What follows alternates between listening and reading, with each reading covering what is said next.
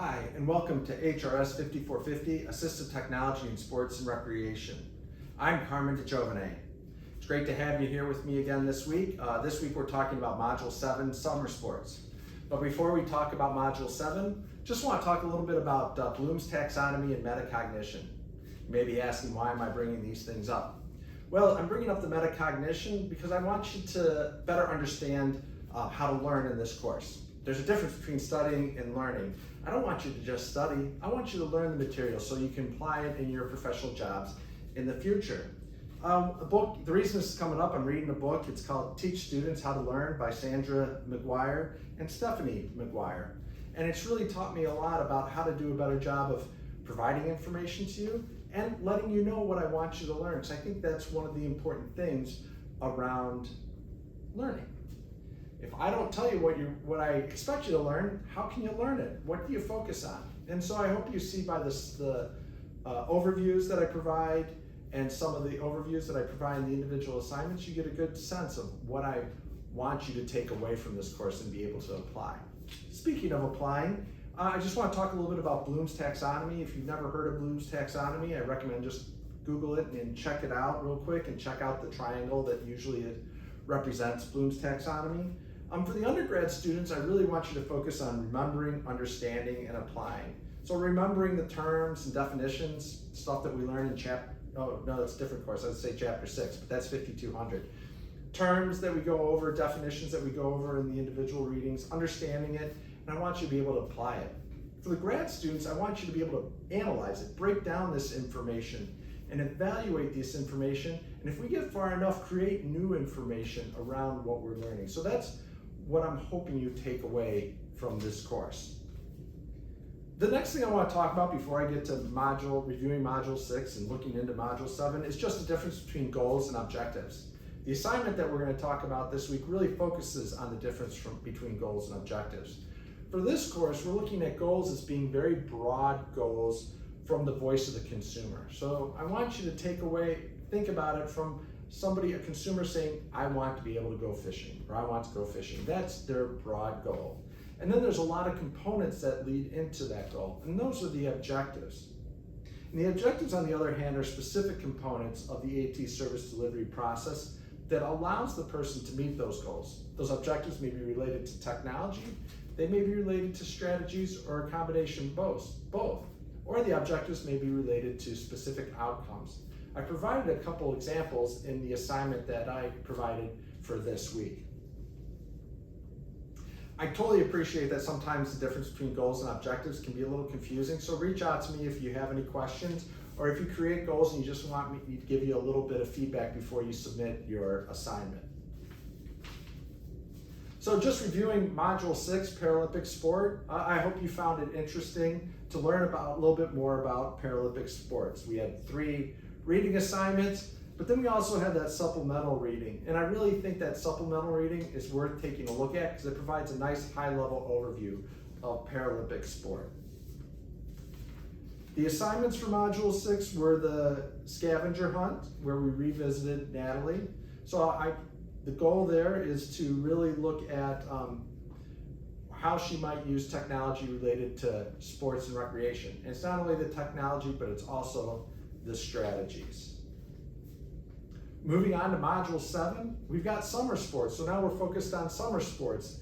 This does overlap quite a bit with Paralympic sports, and so we're focused on really Paralympic summer sports. I provided a number of videos, or links to a number of videos in the overview page. I highly recommend you check it out because those overview videos really provide context to what we're talking about in terms of summer sports. Some other learning materials I provided are 2 articles. The first article is by Webborn and Emery, Descriptive Epidemiology of Paralympic Sports Injuries. So talking about a little bit about the potential injuries and how the setup and configuration of assistive technology is so important in reducing the likelihood of those injuries, and also the strategies or the way people use the technology is important in reducing those injuries. The other article, Summer Adaptive Sports Technology, Equipment and Injuries, is obviously about the technology. So I hope you enjoy those articles. And then in terms of assignments, we've got the semester-long case study. We're going to keep working on that. And we're focused on client goals and objectives. So that's why I spent so much time talking about it at the beginning of this video. Make sure that they apply to technology and they're not just too broad of goals, that they're just about, I don't have a great example, but that they have at least some focus on technology or how they would use technology. And also, most importantly, this is of course about sports and recreation for people with disabilities, so focus on sports and recreation. The other assignment is we have our third Careers in ASR Technology Reflections, and that's with Jeff Norris from Mcguire. Jeff has a unique background in that he comes from the business side and now is heavily involved in both seating and mobility and is involved in adaptive sports. So he talks a little bit about both areas in the video. So I hope you enjoy learning about Jeff Norris. Finally, rounding it out, talking about cool stuff in assistive technology. I've got links here about Makeable Assistive Technology Design Challenge. Not totally related to sports and recreation, but a little bit. The PrintLab 3D printing lesson plans about 3D printing for assistive technology, which absolutely could apply to sports and recreation. A link to Lowe's Aging in Place solutions. So this is how mainstream retailers are getting into the field of assistive technology. In this case, the idea around aging in place. So I provided a link to their newsroom press release. And then finally, I just want to take a moment to talk about HRS Cares. All the students at OSU can take advantage of HRS Cares, Health and Rehabilitation Sciences, or the School of Health and Rehabilitation Sciences has put together HRS Cares. I recommend checking out their website and checking out their podcast. It's really about how do you take care of yourself emotionally and mentally in an academic environment. So I highly recommend checking it out. They have some great resources that you might find valuable. I know I keep saying and finally, but really this is the finally. RESNA has a wheel mobility, a draft position paper on the application of ultralight manual wheelchairs. Though it's focused on manual wheelchairs, I thought some of you in this class might be interested in to see how the process that's in place to create both standards and position papers. And so this is one of the position papers that's out there. Check it out. You can even provide feedback on it. The feedback is due April 1st. In closing, remember Metacognition and Bloom's Taxonomy. Feel free to reach out to me if you want to learn more.